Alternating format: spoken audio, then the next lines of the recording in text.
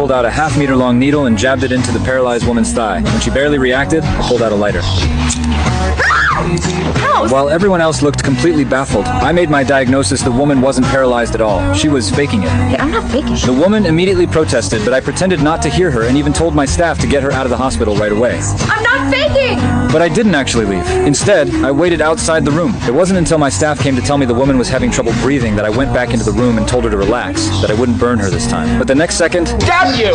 My staff was at a loss for words over my bizarre behavior. Little did they know, I had already planned everything out. I moved closer to the woman and suddenly raised that needle. When I saw she showed no fear, I immediately looked at her neck, and sure enough, found her carotid artery was bulging. So without hesitation, I pushed the woman down onto the bed and stuck the needle into her chest.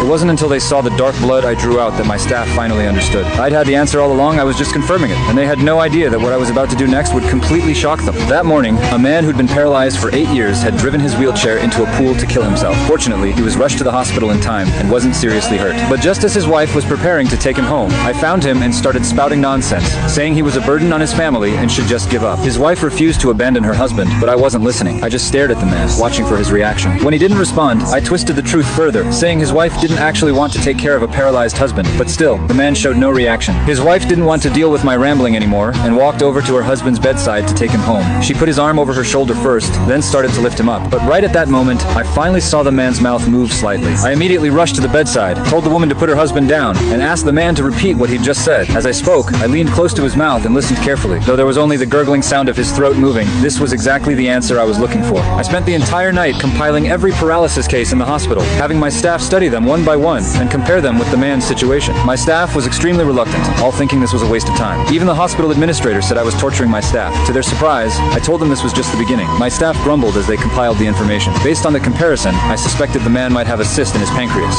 so I ordered my staff to perform an upper respiratory endoscopy on him. My staff all thought I'd lost my mind. After all, the man had been paralyzed for 8 years, and his neck muscles had atrophied. Doing an endoscopy in this condition would cause his throat to collapse, and could be life-threatening. But I'd made up my mind and didn't care about any of that. My staff had no choice but to comply. However, not only did the examination reveal no cyst in the man's pancreas, but when they withdrew the endoscope, it caused his throat to collapse. As they watched the man unable to breathe, they had no choice but to cut open his trachea. But even after screwing up this badly, I kept making excuses, saying the man's throat didn't collapse. Rather, his brain had malfunctioned and sent the wrong signals. I wanted to do a contrast scan of his brain. Hearing this, my staff couldn't take it anymore. Given the man's condition, doing the scan could cause a brain hemorrhage. They called me a devil who tortured patients just to satisfy my own curiosity. But clearly, they couldn't stop this stubborn demon. Yet after repeated scans, we found nothing abnormal in the man's skull. Instead, the noise caused fresh blood to seep from his ears. But even after being wrong again and again, I still refused to admit it. I insisted something must be wrong with the man's brain and demanded we